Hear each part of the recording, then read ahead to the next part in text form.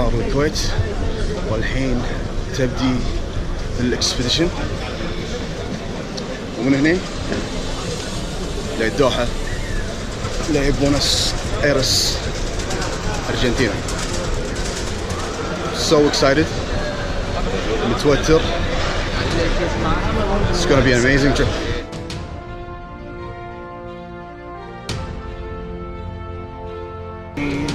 بركب طيارة اروح الدوحة، اتجه حق الجيتس. Let's go. See you in the plane.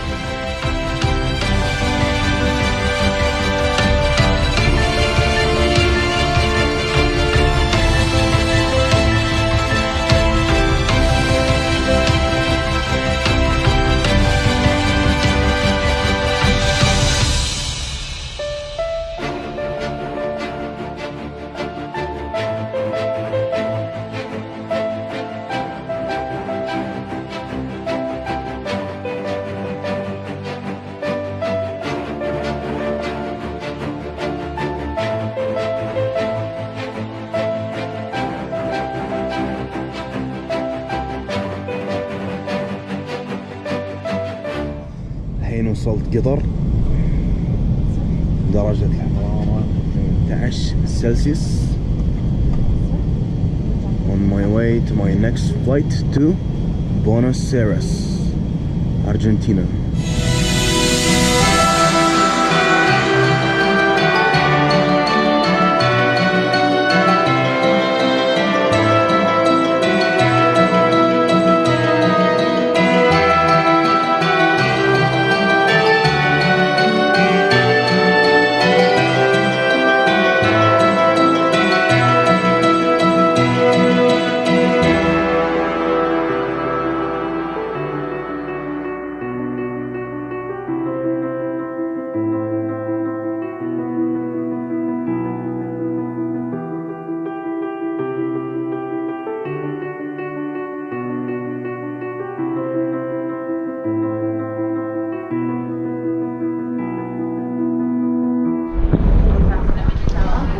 So it's me and Ali from Qatar. Just arrived to Argentina, Buenos Aires. Longest trip in my life. 19 hours total. Yeah.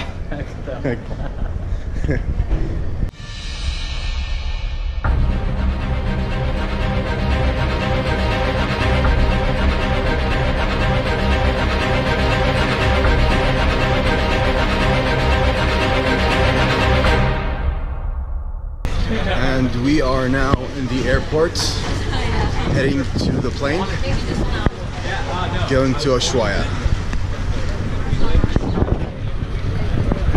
Really excited. Are you excited? Yeah, pretty much. I guess everybody's excited. It's a great adventure. Oh, all right. So like you never. Yeah. Well, and then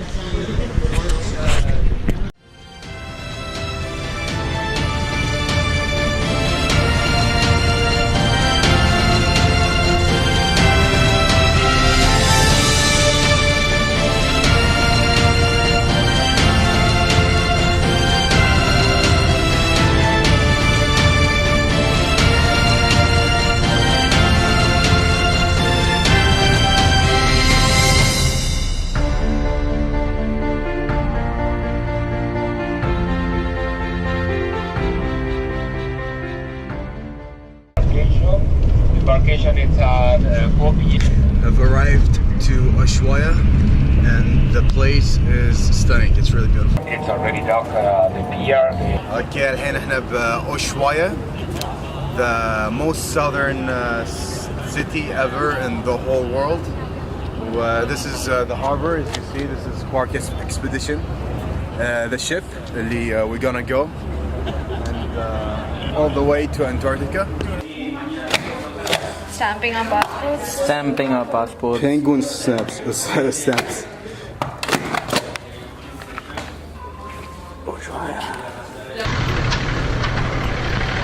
Robert, what do you feel? You've been to Antarctica a lot. Do you still feel It's a excited? very exciting moment, a great team, and I'm taking you to my desert, and I'm Wow. hoping that you will take me to your desert. I will see take your you to place my too. desert, yeah. Are you ready? Definitely. I am ready. Good. Thanks. So guys, we are getting on.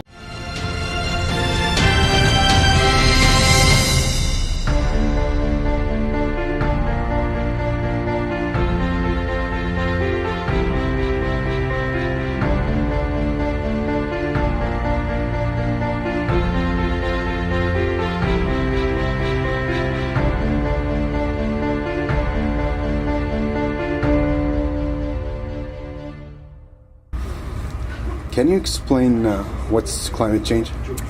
Climate change is a general global warming effect. That's how a lot of people think of it these days, though I admit I'm not a scientist. I just know about it in terms that a lay audience might be able to understand. And climate change is not a blanket that is evenly spread across the globe.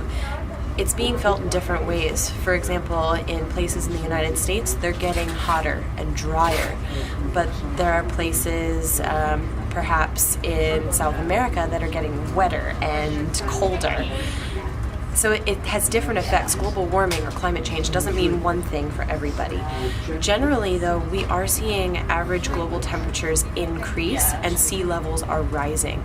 The reason that this is dangerous is because if sea levels rise for certain island nations, they could disappear from existence, and that puts a lot of native peoples at risk, as well as wildlife populations and ecosystems.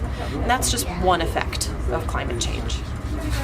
Okay, so what do you think is an initiative that we can, as individuals, can take in order to minimize? So, as individuals, what can we do about climate change? Simple steps, because I think change starts with us. Things like saying no to plastic bags. When you need to get a new car, maybe choose a hybrid instead of a regular diesel engine. Recycle as much as you can, consume less, and do your research. Educate yourself. That, I think, is the most powerful tool. There's a lot of information out there in books, in libraries, on the internet. Nonprofits like mine and others are willing to talk to people and say, this is what you can do. Individuals can be empowered to make a change and to help mitigate climate change, but you have to be willing to educate yourself about the issue because it is such a big issue and it's rather abstract to a lot of us. We don't necessarily understand it. So do your research, educate yourself.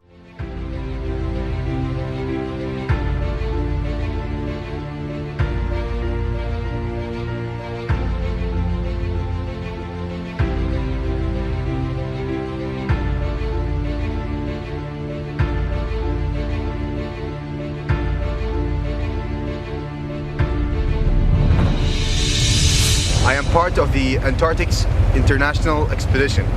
I'm right now in the Drake Passage, as you can see, and I'm here to learn more about climate change and sustainable living. I will get as much knowledge as I can in order to go back to Kuwait and make people more aware on this cause. Hopefully, everybody will understand that climate change is real and is happening.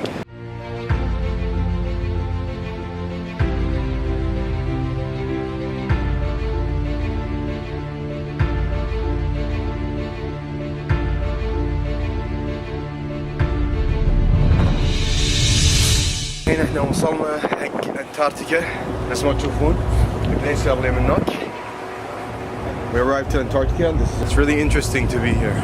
Really happy, it inspires me.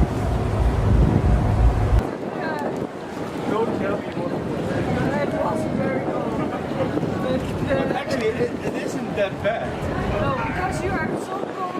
I'm here with Sir Robert Swan, the first person to cross the South Pole and North Pole and assisted.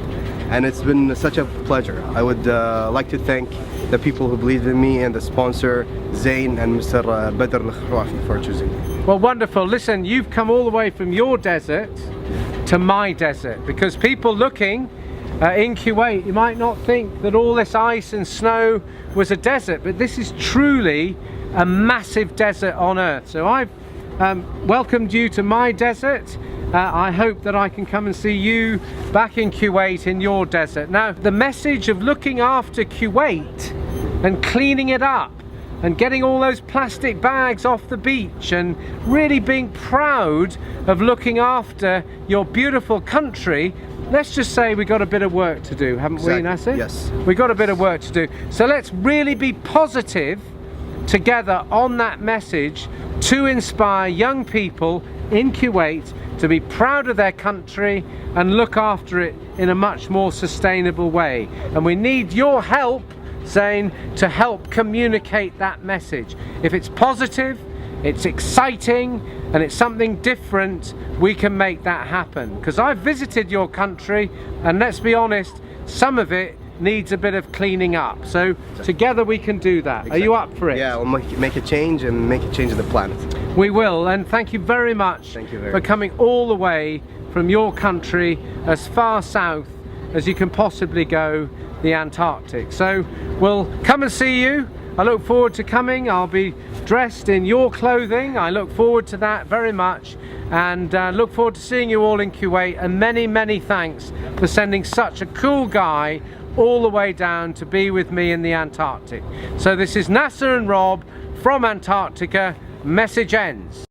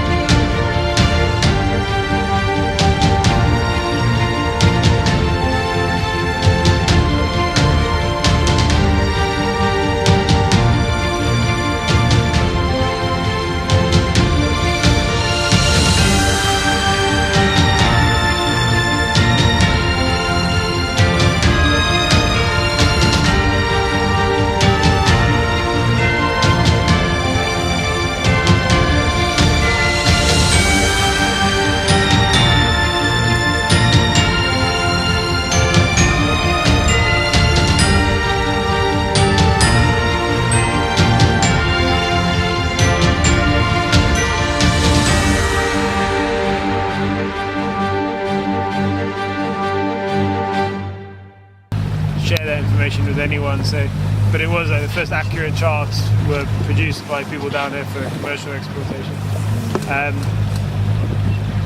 After that was done, you know, again 90 years later, it wasn't until another 90 years that whaling took off in these areas. But yeah, They would use the whales for fuel? for the blubber primarily to make whale oil, which was used still for fuel, still for what? Yeah, the ambergris from the sperm whale. Yeah, I mean, the applications are kind of numerous. You know, some of them are used for the whale oil is used for machine lubricants or lighting. You know, just right. Like European whaling started in the 1500s up in the north. And whale oil lit the streets of Europe for hundreds of years.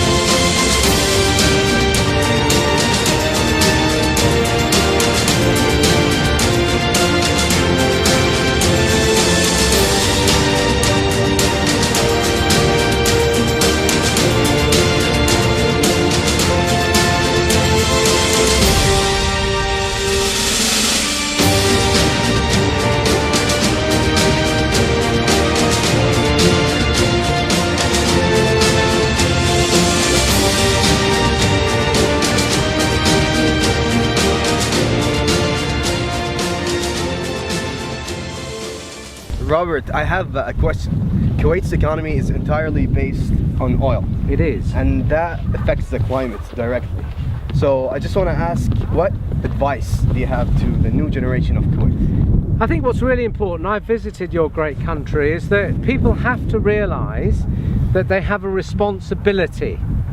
And there's an awful lot of plastic just blowing around the streets in Kuwait. Some of your beaches, I mean, let's be honest, they're pretty dirty, aren't they? They are really dirty. You know, so I think that apart from the oil industry, which is one issue, there is also that issue of people actually looking after their own country.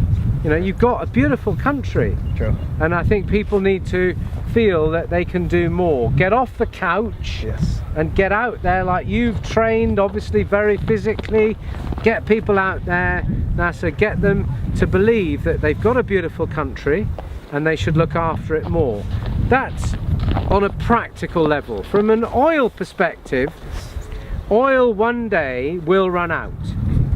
And you happen to be in one of the sunniest places on the planet. Yes. So I think, you know, try and inspire people to be thinking 50 years from now.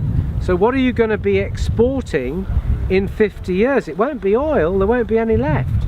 So perhaps people need to be thinking, and they are in some places like Saudi Arabia, they're starting to think, God, what are we going to be selling in 50 years? Well, we've got the sun, let's be selling energy from the sun. So I do believe that, you know, the economy will change, and I think that your job is to kind of inspire people to wake up a little. Wake up and say to themselves, hang on a minute, we're in this beautiful country, it's a bit of a mess, let's clean it up and start to think 50 years from now. Not 5 days or 5 months or 5 years. And you're a man of the stars. Yes, exactly. Physics. You've looked out there into the great universe, right? And let's be honest, you know, I know, there's no one out there who's going to come and look after us if we screw up this place. There's no one for a really long way out there. You know exactly. that. That's the only planet we know that harbors Exactly, exactly. So I think the message to young people in Kuwait is, let's clean up Kuwait, get them going, and let's think 50, 100 years from now in Kuwait and think, well, what are we going to be selling? What will we be exporting? And I've met some of your leaders there, and I think people are starting to think that way. But let's get young people thinking that way.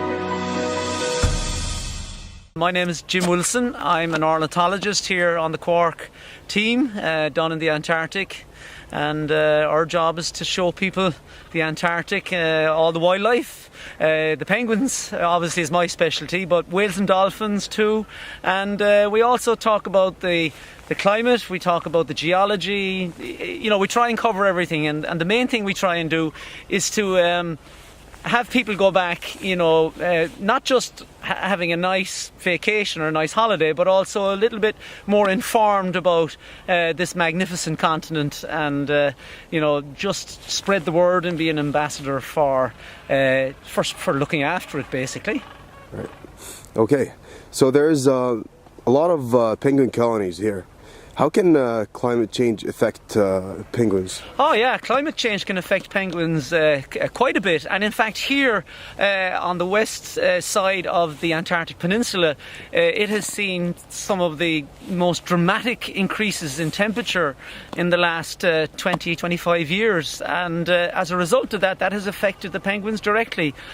We've got cases where you're seeing the Adelie penguins, which are ice loving, they like pack ice, They feed almost exclusively on krill in this area.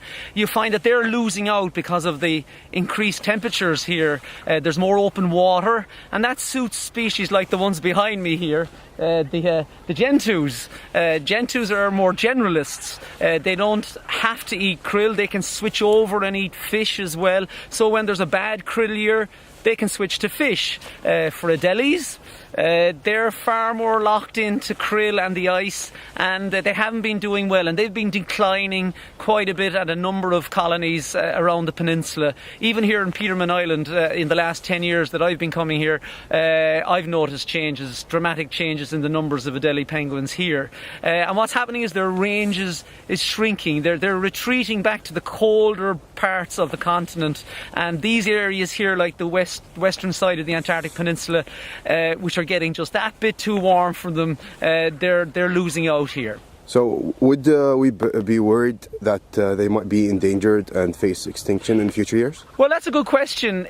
Extinction might be a long way off yet, because the continent, as you know, is huge. I mean, it's bigger than Europe. It's a monster area, and there are still plenty of places that have not been affected so much by climate change. As I say, we're right here in the hottest spot, so to speak, of the Antarctic in many ways, and as a result of that, we're seeing these dramatic changes. But it's not necessarily the same all over the continent.